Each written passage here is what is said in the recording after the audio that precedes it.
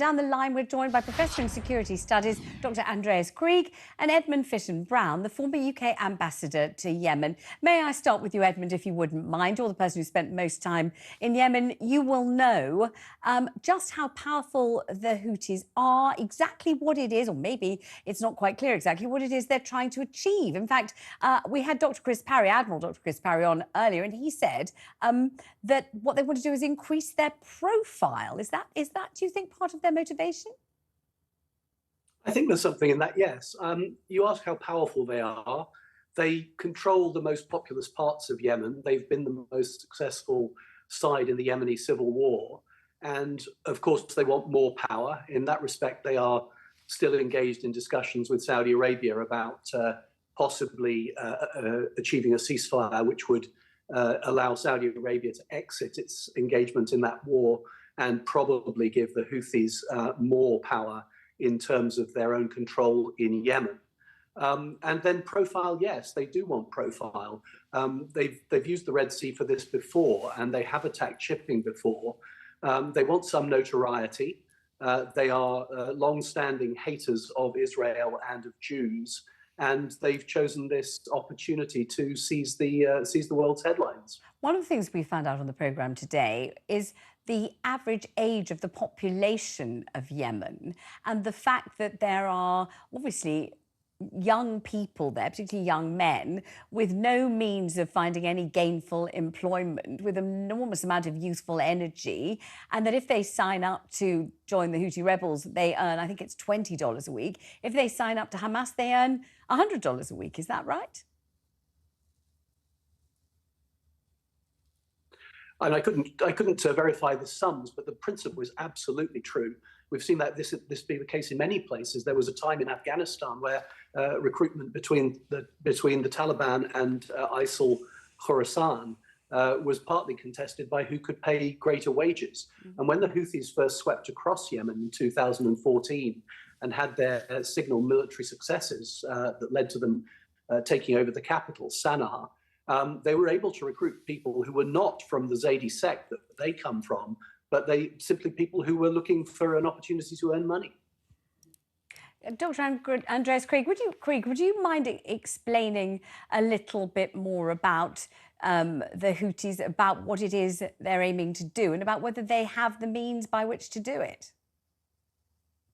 Good afternoon. I mean, as the ambassador already said, the Houthis are a militia, a very much a network of different actors, very decentralized in many ways, which makes them very difficult to control. They've been around for over 20 years, have been fighting the war for a minority in Yemen's conflict in Yemen's north. Fairly successful as an insurgent group in the mountainous areas, but as the ambassador already said, they've taken over the Sana'a capital nearly 10 years ago and have been fighting fairly successfully as Yemen was kind of in a state, it has been in a constant state of decay since the Arab Spring, and obviously consecutive US and UK governments have kind of failed to bring about some sort of stability or have a strategy for stability in Yemen. And the Houthis are probably the number one victor, if you will, the benefactor of that instability, and they've been able to exploit that instability to kind of advance their rule and create an authoritarian regime in the north of Yemen that now is, has nothing to lose. And to be honest, they are a militia with part of a state. And the problem here is that a militia in itself, even if they were losing ground and territory, and even if they lost some support, which they're not at the moment, quite on the contrary, they can sustain it. They're an extremely resilient network of different actors, which makes them very, very difficult to strike. And we've seen that over a decade of strikes from an Arab-led coalition, a Saudi-led coalition, have not really made them any more malleable or any more open to dialogue.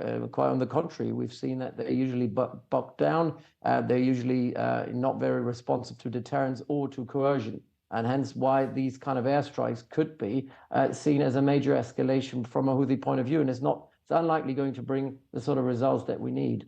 Let me bring Edmund Fitton-Brown back into this conversation. You heard Andreas Krieg there say that part of what's happened here is because US and UK governments didn't take whatever the appropriate measures might have been to curb the rise of the Houthi. And you were part of the government as the ambassador. So is Andreas Krieg, your fellow guest on this programme, right about what he says? And could the British government have done more or done something differently in order to curb the rise and rise? I don't think there's much that the British government could have done in that respect. I mean, if you think about it, the Houthis had been fighting against the government of Ali Abdullah Saleh for years before the Arab Spring. And Ali Abdullah Saleh had tried to put them down, and he hadn't been able to do it. So we used to talk about, the fifth Houthi war and the sixth Houthi war. So they are, I do completely agree that they are effective and resilient fighters. What we tried to do back in those days, sort of from 2011 through until the civil war really went completely pear-shaped in 2014, was to encourage a national dialogue that was taking place in Yemen. And there was a certain amount of optimism around that, because the Yemenis brought forward ideas to manage the interests of the various parts of the country. And there was, you will recall, a lot of optimism and enthusiasm about the possibility of more consultative and responsive government in the Middle East region. And Yemen was actually one of the more optimistic cases for a little while. But unfortunately, in the end, you can't force a country not to fight with itself. And I mean, there were very, very strong tendencies in Yemen towards civil war. And Ali Abdullah Saleh did not accept that he had been sidelined from Yemen, and he allied with the Houthis and then attacked his successor, President Hadi. I don't think anybody could have done much about that. The Saudis, of course, tried very hard and invested very heavily with their allies from the UAE and from other regional countries to try to support the legitimate government against the Houthis.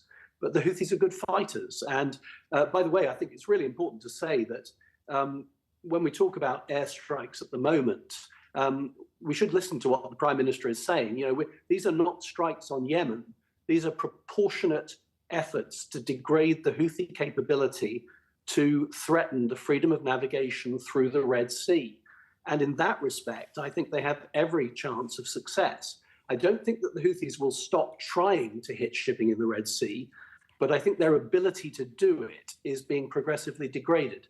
Let me see whether Dr. Andreas Krieg agrees with that. Do you agree with that assessment? Well, overall, yes. I mean, the issue has been, it's a very difficult multipolar conflict. I mean, the Houthis are one part of a wider conflict. What is absurd, though, is that for years and years, UK, US, and other Western countries have put pressure on the Saudis to stop the war, engage in dialogue, retreat from war, and seek a diplomatic route out of the conflict. They've done so. And now it's the Saudis turning it around and saying we kind of asked the UK and the US to exercise restraint. The problem that we have is that we have to see this in the context of UK and US wider networks in the region and wider partnerships.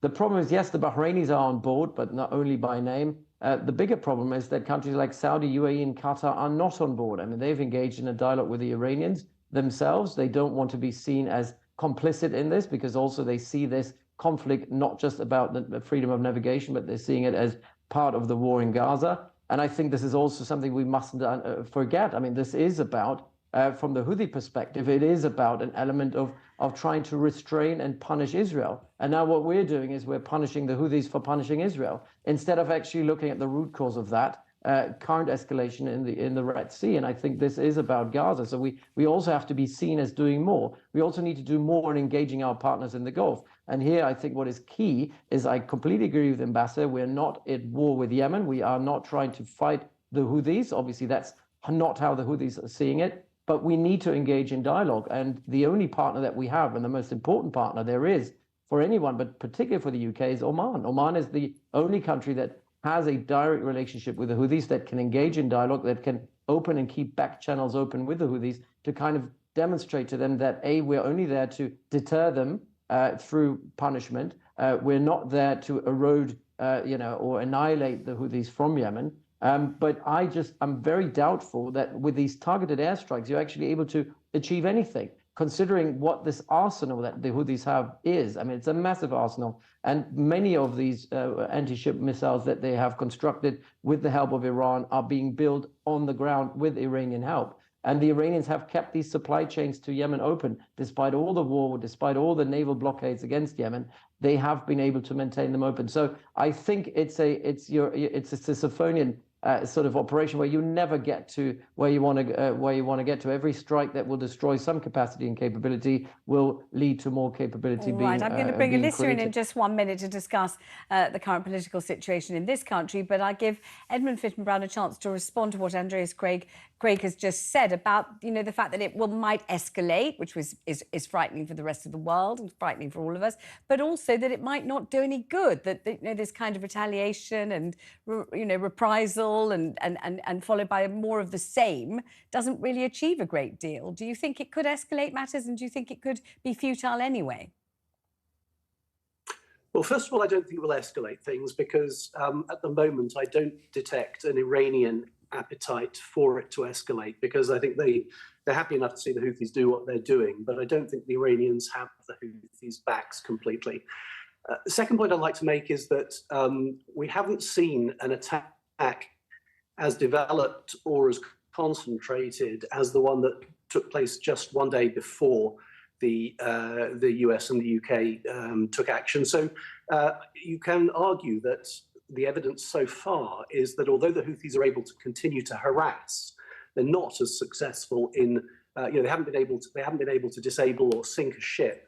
And therefore, I think we would have to suspend judgment on the strikes being unsuccessful. I think it may well be that the Houthi capability has been degraded. And one last thing I must say about Saudi Arabia is, of course, we have excellent close consultation with Saudi Arabia. Saudi Arabia has a very difficult line to walk here. Of course, it's in a war with the Houthis from which it would like to disengage.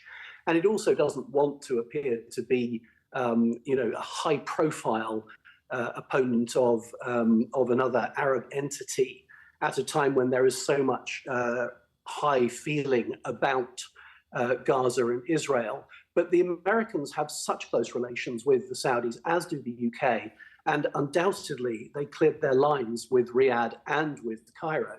So you don't get public support because you don't want to embarrass your friends in the region by forcing them to say things that will cause them problems with their own constituencies.